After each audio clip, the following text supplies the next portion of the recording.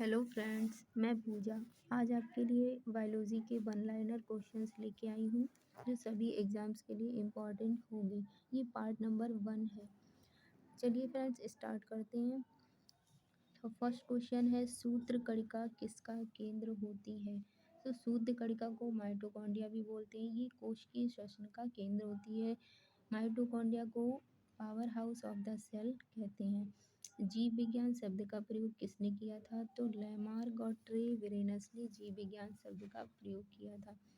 Next question friend, 3 number question है, लाल कृमियों में कौन सी ऐसी संरचना होती है जो उनके भोजन को पीसने में उनकी मदद करती है? तो वो गीजार नामक संरचना होती है जो उनके भोजन को पीसने में मदद करती है।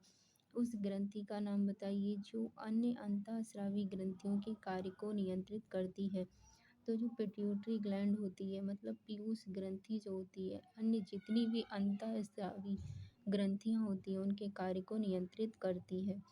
नेक्स्ट क्वेश्चन है, कौन सी हड्डी मानव कान का हिस्सा नहीं होती है? तो मानव कान में 3 हड्डियां पाई जाती हैं, malleus, incus and stapes. MIS, malleus, incus और स्टेपीज। सबसे छोटी हड्डी है स्टेपीज। मानव कान में फेमूर नाम की कोई हड्डी नहीं होती है। वनस्पति शास्त्र का जनक किसे कहते हैं? तो थियोफ्रेस्टस को वनस्पति विज्ञान का जनक बोलते हैं। कौन सा शब्द घरेलू कुत्तों के वैज्ञानिक अध्ययन को संदर्भित करता है? तो कौन सा शब्द घरेलू कुत्तों के वैज्ञानिक अध्ययन को संदर्भित करता है? तो सीनोलॉजी। सीनोलॉजी में घरेलू कुत्तों का अध्ययन किया जाता है। यह किसने प्रस्तुत किया कि सभी पौधों एवं जंतु कोशिकाओं से बने तथा कोशिका जीवन की मूलभूत इकाई है? ये किसने कहा था? तो एम स्लीडन और टी स्वान ने कोशिका सिद्धांत दिया था। उसी में बताया था कि कोशिका जीवन की मूलभूत इकाई है। कौन सी ग्रंथि फेफड़ों के बीच में मौजूद होती है? तो जो थाइमस ग्लैंड होती है वो दोनों फेफड़ों के बीच में उपस्थित होती है। चिकित्सा शास्त्र के विद्यार्थियों को किसकी शपथ दिलाई जाती है? जो चिकित्सा शास्त्र के विद्यार्थी होते हैं उन्हें हिप्पोक्रेट्स की शपथ दिलाई जाती है। कौन कशेरुकी प्राणी नहीं है?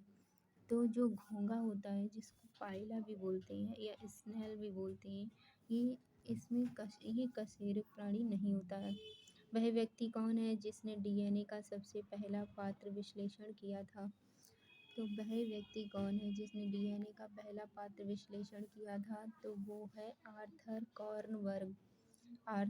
कॉर्नबर्ग। कौन मस्तिष्क का हिस्सा नहीं है? तो जो पिन्ना होता है वो तो ईयर कान में पाया जाता है, ये मस्तिष्क का हिस्सा नहीं होता है। पिन्ना कान में पाया जाता है। पुष्पों का अध्ययन, फ्लावर्स की जो स्टडी होती है वो एंथोलॉजी में होती है। फ्लावर्स की स्टडी एंथोलॉजी में होती है। नेक्स्ट क्वेश्चन है फ्रेंड्स आपकी स्क्रीन पर। नेक्स्ट क्वेश्चन 50 नंबर क्वेश्चन है, कान के पर्दे के दोनों ओर के दबाव को बराबर करने में मदद करता है। कभुकर्णी नलिका होती है जो कान के पर्दे के दोनों ओर के दबाव को, जो प्रेशर होता है उसको बराबर करने में मदद करता है, कभुकर्णी नलिका। गाजर का जो नारंगी रंग होता है वो किसकी वजह से होता है? तो गाजर में एक कैरोटीन नाम का तत्व होता है जिसकी वजह से गाजर का रंग नारंगी होता है। आँख में प्रवेश करने वाले प्रकाश की मात्रा को नियंत्रित किया जा सकता है किसके द्वारा? आइरिस मतलब पुतली के द्वारा। जब हमारी आँखों पर तेज से कोई लाइट या रोशनी डाली जाती है तो हमारी आँखें बंद हो जाती है, तो वो हमारी पुतली जो होती है सिकुड़ जाती है, जिसे आइरिस भी बोलते हैं। जैविक शब्दों में दो जीवों के बीच का संबंध क्या है जिसमें एक जीव लाभान्वित होता है और दूसरा अप्रभावित रहता है? जिसमें सिर्फ एक जीव को लाभ होता है उसे कहते हैं सहभोजिता।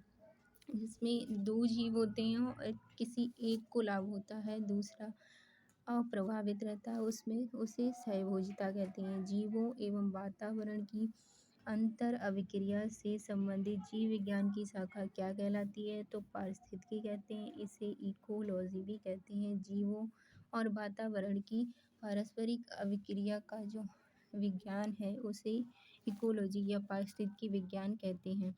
अप्रैल 2019 में वैज्ञानिकों ने मानव ऊतक का उपयोग करके दुनिया के पहले त्रि-आयामी मुद्रित हृदय की रचना की थी।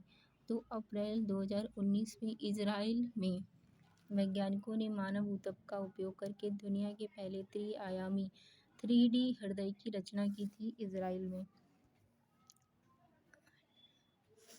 कृत्रिम हृदय, पहला कृत्रिम हृदय उसका नाम क्या है? जुरासिक 7। पहला कृत्रिम हृदय है उसका नाम होता है जुरासिक 7। नेक्स्ट क्वेश्चन है फ्रेंड्स, विभिन्न पादप ऊतकों को विभिन्न पादप ऊतकों को किस आधार पर विभज्योतक तथा स्थायी ऊतक में वर्गीकृत किया जाता है? तो विभाजन क्षमता के द्वारा विभज्योतक ऊतक और स्थायी ऊतक में वर्गीकृत किया जाता है पादप ऊतकों को। शुष्का छिपाक विटामिन किस विटामिन की कमी से होता है? तो विटामिन ए की कमी से होता है शुष्का छिपाक। पौधों के नाम देने वाला विज्ञान, पौधों को जो नाम दिया था उसका विज्ञान कहलाता है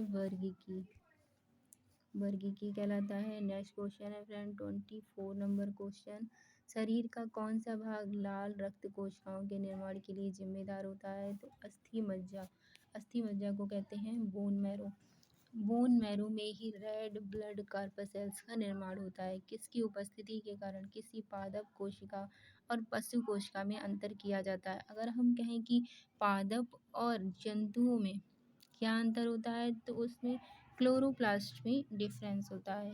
तो क्योंकि पादप कोशिका में क्लोरोप्लास्ट मतलब हरित लवक पाया जाता है, जंतु कोशिका में क्लोरोप्लास्ट हरित लवक नहीं पाया जाता। जेलीफिश किस संघ का उदाहरण है? जो जेलीफिश है उसको ऑरेलिया भी कहते हैं, ये निडेरिया संघ